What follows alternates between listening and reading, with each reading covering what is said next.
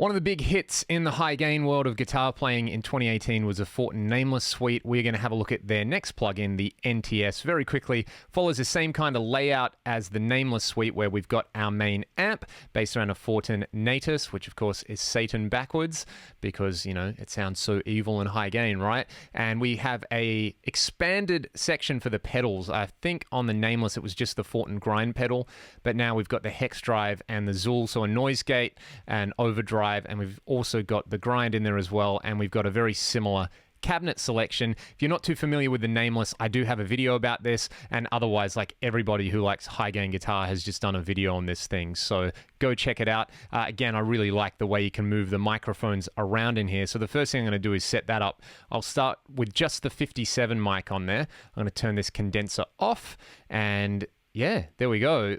Everybody's doing high gain stuff with this. I want to start on the clean channel. I'm using my YJM Strat, which, believe it or not, has some pretty sweet, glassy, Fendery clean tones. So this is what it sounds like at the stock settings on the neck pickup.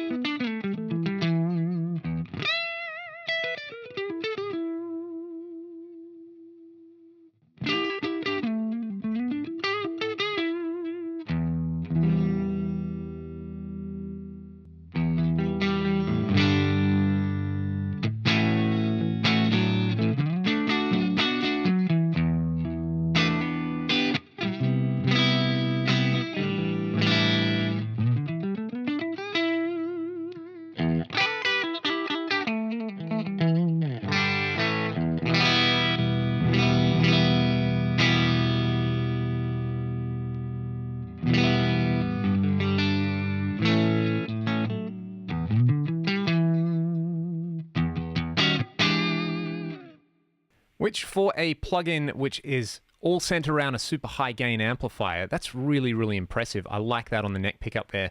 And you can see that by engaging the bright switch, that kind of brought out a little bit of clarity and a bit of sparkle in there, and adjusting the depth and the presence helps as well, even though I didn't adjust the presence there. I kind of like it where it is, as well as the individual channel volume and the master, balancing those out. So that is just with a 57. If we went for a ribbon mic, say the 121, it's going to sound, I guess, warmer again. Have a listen to this.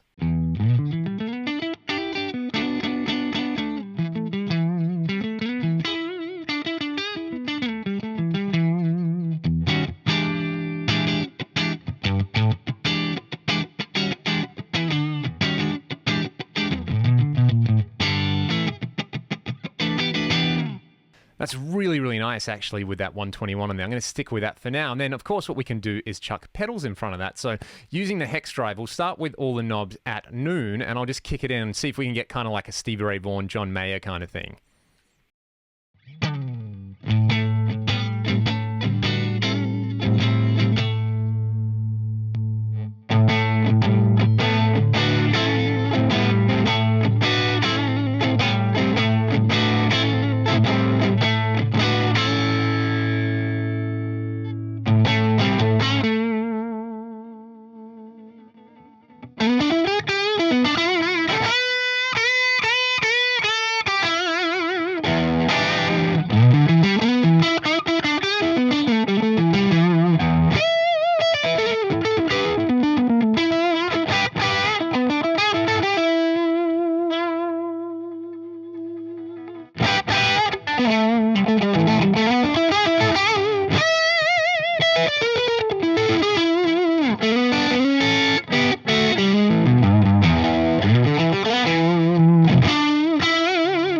And then we could layer the grind pedal on top of that. I'm actually really happy with that, just to add a bit more glassiness. So let's bring that in.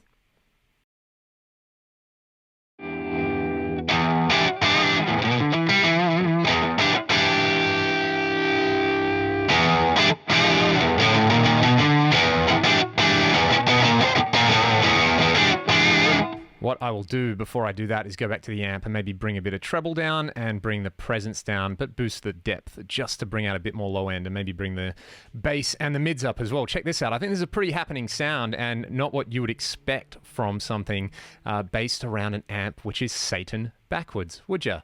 Where are the pedals? Here.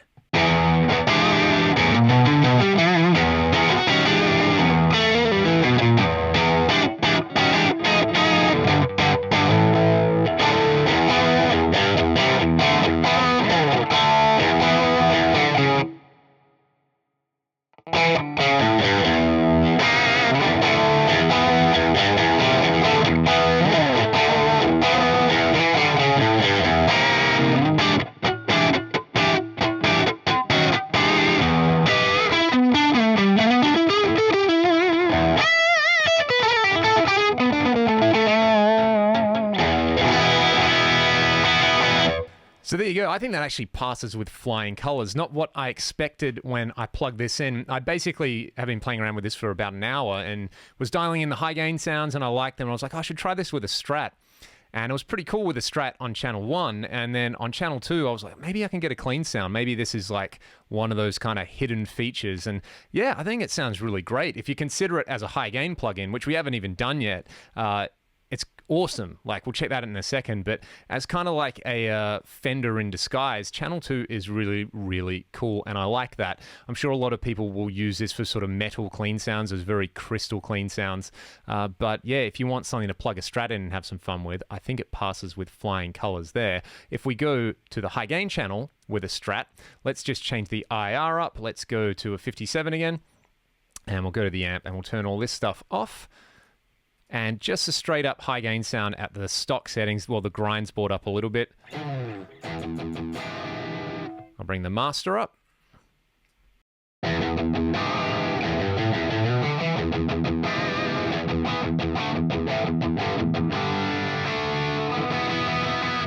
So the way girth and grind works is essentially girth is like a low gain control and grind is like the high gain control. I always think of something like a Mesa Mark series amplifier where you would use bass, middle, and treble to shape the pre-gain. In this case, it's just two controls. So essentially, yeah, if you want to push the low end more, turn grind up. If you want to push the high end and the high mids more, sorry, I said girth for low end and grind for high end. So that's what that sounds like. This is pretty happening. I might just turn the master up a little bit more. I find that the presence somewhere around noon is pretty cool. Otherwise, it gets really brittle like this.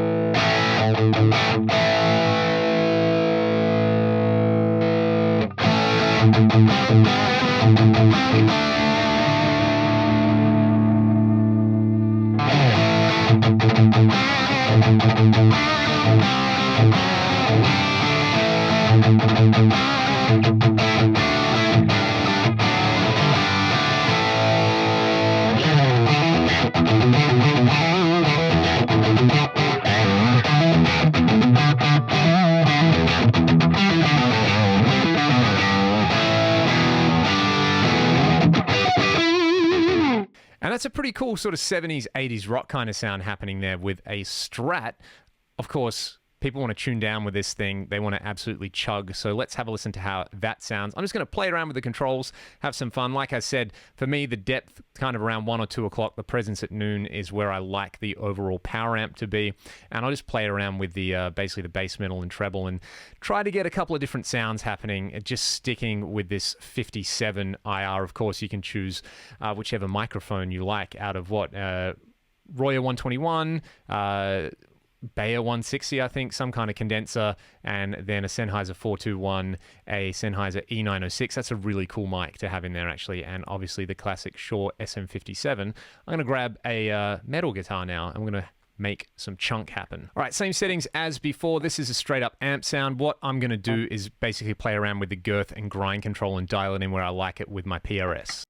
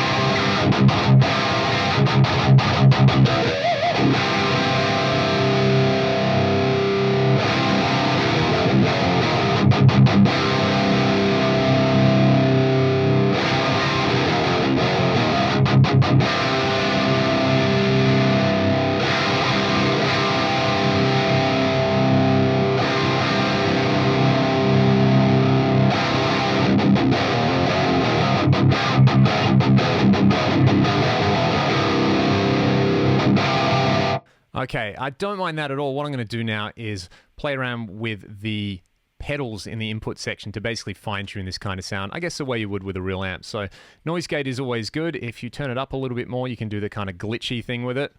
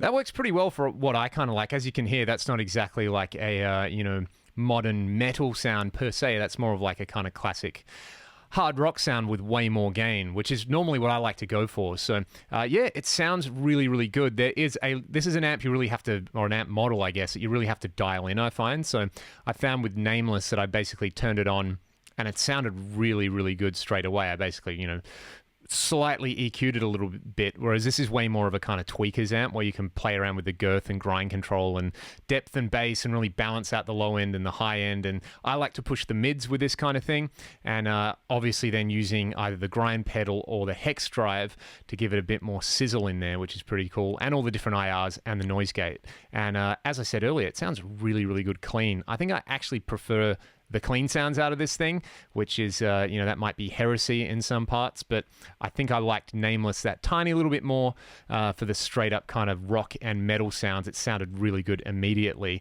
Whereas this one, yeah, a bit of a sheep in wolf's clothing, maybe. Would that be the right phrase?